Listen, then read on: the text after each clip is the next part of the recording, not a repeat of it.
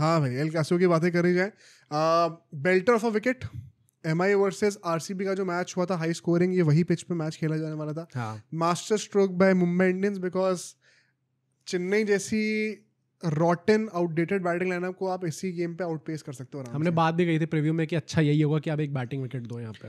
अगर हम लोग टीम्स की बातें करें तो अश्विनी वापस आ गए थे फॉर मुंबई इंडियंस, क्योंकि कर्ण शर्मा की ऑफकोर्स इंजरी चल रही है. या चेन्नई ने भाई एक तो कंबोज को नहीं लाते, वहां पे अश्विन को लेके आते हैं, एंड काफी लोग का सवाल उठा, and rightfully so, but I would still say कि अश्विन ने अपना काम पूरा Did करके his दे job, दिया yeah. वहां पे.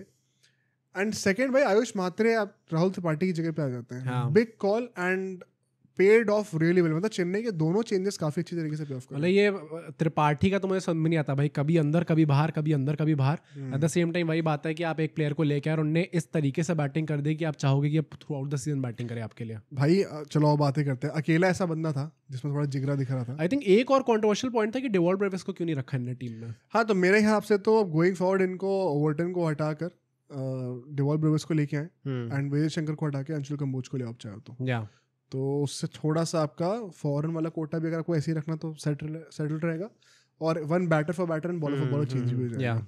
ये आई थिंक क्योंकि यार डेवॉल्ट ब्रेविस मुंबई से खेले हुए हैं यहाँ पर, एंड एक्सप्लोजिविटी की जरूरत है. मतलब once again this game proved क्या लैक करती है चेन्नई. एंड अभी हमने आरआर की बातें करी थी, अभी वो कंपटीशन चालू करते हैं कि सबसे अभी बुरी टीम कौन सी चल रही है.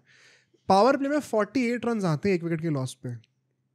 जिस पिच पे 220 एवरेज होए, वहां पे आप 8 रन की इकोनॉमी से पावर प्ले में बैटिंग कर रहे हो.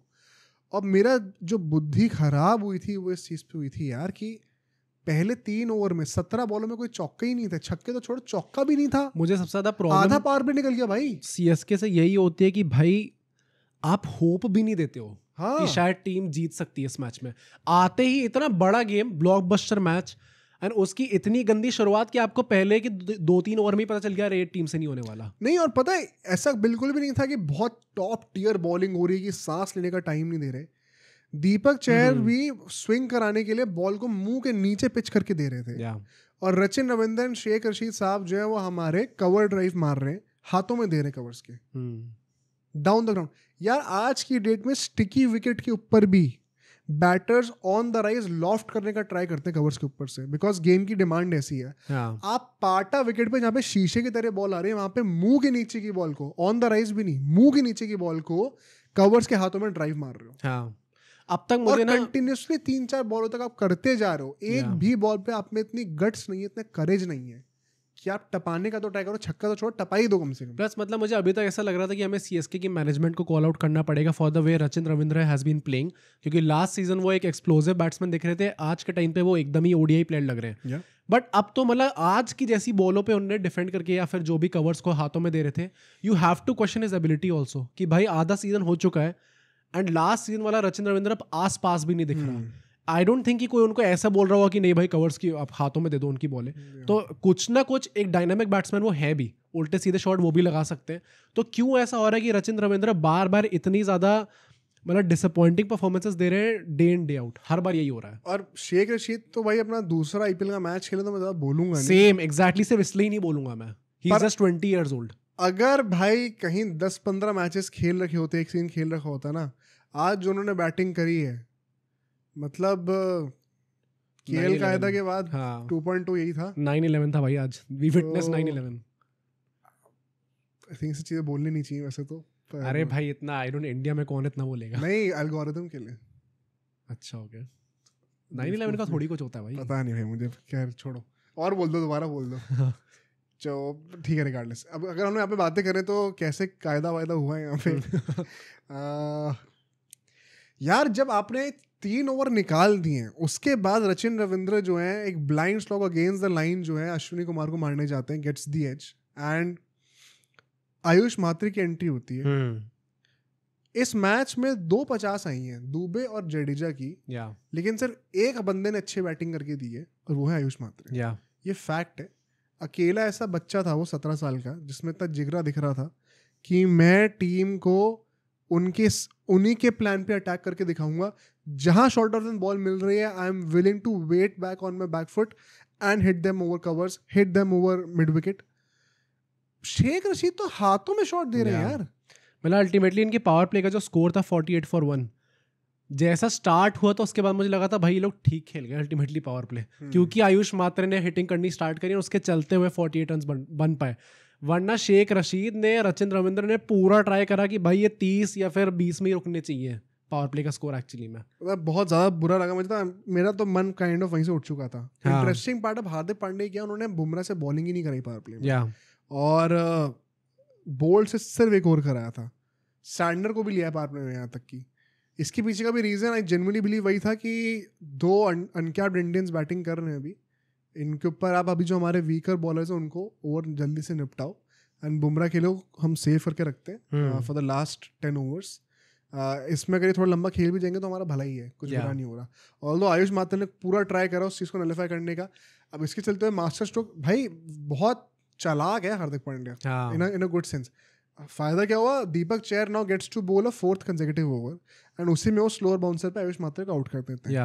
और जब फिर आप देख रहे हो रविंद्र जडेजा बैटिंग करने के लिए नंबर 4 पे, तो आप समझ जाओ कि अब आप जो है विकेट लेने की जरूरत भी नहीं है, लंबी बैटिंग कराओ इनको। And apparently this is something that we are going to consistently see going forward, कि जडेजा ही नंबर 4 पे बैटिंग करने वाले हैं, मतलब क्योंकि उनसे नीचे बैटिंग नहीं हो पा रही। भाई मतलब आपने इतना तोड़ रखा है ना अपना गेम स्टाइल, जडेजा क्योंकि उनसे नीचे बैटिंग नहीं हो पा रही है इसलिए वो ऊपर आ जाएंगे, जो कि सेम चीज़ उन्हें ऊपर भी करनी है।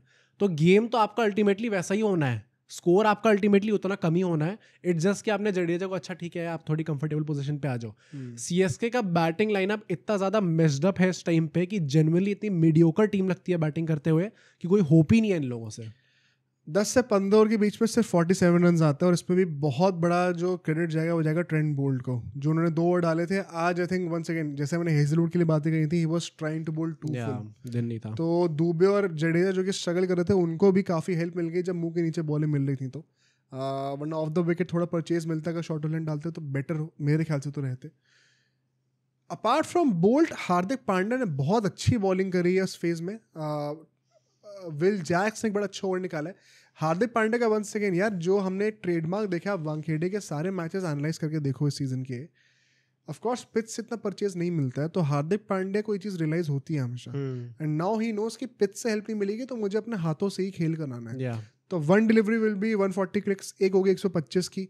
इतना वैरायटी ऑफ पेस अगर लेके आ रहे हो, कटर्स ला रहे हो, बॉल थोड़ा ग्रिप कर रही है, Hardik Pandya knows how to make the best out of any pitch that is out there. उनका जो वो एवोल्यूशन रहा है as a smart T20 bowler, I think death overs में थोड़ा स्ट्रगल करते हैं अभी भी वो, लेकिन मिडिल फेज में तो he has been really good. There is a reason why purple cap की लिस्ट में है। मतलब एक टाइम पे उनको एक as a batting allrounder consider करा जाता था कि भाई अच्छा बॉलिंग से भी आप 1-2 ओवर डलवा सकते हो इनसे, बट आज के टाइम पे तो मतलब ही हैज़ द कैपेबिलिटी कि अगर आपको करवाना है तो 4 ओवर डलवा सकते हो आप उनसे, इजीली डलवा सकते हो। एंड आखिरी 5 ओवर की बातें करते हैं। अब यहाँ पे 59 रन आते हैं फाइनली, एंड देखो अब यहाँ पे अश्विनी का भी मैं कहूँगा थोड़े से अंडर कुक दिखे अभी। 16th ओवर डालने के लिए आते हैं, काफ़ी फुल टॉस से फेंकते हैं वो।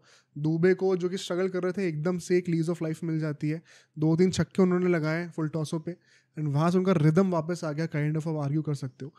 बुमराह ने ऑल्दो वहाँ से चीज़ें दोबारा पकड़ी। बुमराह भी एक बहुत सर्टेन प्लान के साथ हमें देख रहा था, उनका टैक्टिकल अगर हम एनालिसिस करें, उन्होंने 1-2 बॉलें ना डाउन द लेग साइड भी फेंकी थी फुल लेंथ की, जिसपे फ्लिक के चौके आ गए थे, बट उनका इंटेंशन क्या था कि जडेजा और दुबे जो है, क्योंकि Bumrah round the wicket bowling करने के लिए आ रहे थे, तो वो ऑफ स्टंप पे रूम बनाने के लिए विकेट से हट रहे थे दोनों। तो बुमराह की रिस्पॉन्सिबिलिटी क्या थी कि वो हट रहे हैं तो मैं उनको फॉलो करूँ, उनको रूम ना दूँ आउटसाइड ऑफ स्टंप, ताकि वो अपने आर्म्स फ्रीज कर दें। तो उनको फॉलो करने के चक्कर में 1-2 बॉलें टांगों पे लग गई, लेकिन the same thing got Shivam Dubey out also, because one second Shivam Dubey room बनाने के लिए हटते हैं विकेट से, बुमराह उनको फॉलो करते हैं, टांगों के पास बॉलिंग करते हैं, एंड उसकी वजह से उनको स्लॉक करने का वो रिदम नहीं मिलता, रूम नहीं मिलता, and gives away the ball to deep mid wicket. Dube जाते हैं एंड जाते हुए अपना बैट फहराते हैं वानखेड़े स्टेडियम में। I don't know what he was trying to do. 50 आपने मारी है, बट मतलब आई जेन्युइनली थिंक कि सीएसके के प्लेयर्स इतना आउटडेटेड हो चुके हैं। दुबे को तो ऐसा होना भी नहीं चाहिए, क्योंकि वो T20 world cup winning squad में थे, कि उनको जेन्युइनली लग रहा है कि इनिंग्स भाई बहुत ही ज़्यादा फ्रूटफुल एंड बहुत अच्छी इनिंग्स ये लोग खेल रहे हैं। और हम क्यों तक क्रिटिसाइज कर रहे हैं भी हम बताते भी हैं। फिर धोनी बैटिंग करने के लिए आते हैं, फुल टॉस पे आउट हो जाते हैं, नंबर 6 पे आते हैं बैटिंग। मतलब I think now we are done with praising him just for coming up the order. मतलब ये कोई अब तो कप्तान ये बेसिक एक्सपेक्टेशन है भाई, इतना तो रिस्पांसिबिलिटी लेनी पड़ेगी। आपने ऑल दो रन नहीं बनाए, उसके लिए कॉल आउट करना ज़्यादा ज़रूरी है। Jadeja completes 50 once again thanks to Trent Boult ने एंड में आके काफ़ी हेल्प करी है, एंड जो सेलिब्रेशन जडेजा भाई साहब ने भी करा है. Santner is a very underrated bowler in this whole game. या मुझे लगता है जिस तरीके से उन्होंने वो स्लो डिलीवरी अपनी डेवलप करी है, स्टॉक डिलीवरी जो कि एक्चुअली में टर्न करती है बाहर, उस बॉल की वजह से एक अलग लेवल पे जा चुके हैं. बिकॉज उनकी अंडर कटर्स तो हमेशा से ही बड़ी स्ट्रॉन्ग रही हैं, but now that he has the second variation also, batters के दिमाग में जो डाउट डालते हैं, जडेजा को नचा रखा था उन्होंने. हाँ, बट उन्होंने जो सेलिब्रेशन करा, अगेन मैं उसी चीज़ पे आऊँगा कि भाई हमने there is a reason why we said कि 2 लोगों ने यहाँ पे 50 मारी, बट आयुष मात्रे की वो इनिंग्स थी जो कि सबसे ज़्यादा इम्पैक्टफुल थी. आपने 50 मारी, बट वो एंड डे आते आते आपने थोड़ा स्लॉक करना स्टार्ट करा, इसलिए आपकी स्ट्राइक रेट अच्छा, आप स्कोरबोर्ड पे देखोगे तो आपको लगेगा अच्छा ही played with a decent strike rate. But the problem with this innings is कि आपने इतना लेट करा कि अल्टीमेटली आपकी टीम अच्छा 170 पे पहुंच गई, एंड उसके बाद अगर आप सेलिब्रेट कर रहे हो थिंकिंग कि अच्छा आपने एक अच्छा स्कोर खड़ा कर दिया है, तो आई जेन्युइनली डोंट नो कि इनका मतलब क्या हो गया भाई. ऐसे प्लेयर्स को, इतने जाने माने प्लेयर्स है T20 की रख से वाकिफ प्लेयर्स है, तो मुझे खुद बहुत पसंद है भाई. But what has happened to these guys कि इन लोगों को लग रहा है कि अच्छा स्कोर इनने खड़ा करा है. और हम क्यों तो क्रिटिसाइज कर रहे हैं, जो अगर लोग पूछ रहे होंगे तो धोनी ने खुद आके बोल दिया, अब तो कॉल आउट कर दिया उन्होंने मैच के बाद आके खुद कहा है कि आई थिंक हमारे बैटर्स को स्लॉक जल्दी करना शुरू करना चाहिए था, बहुत देर हो गई इसमें.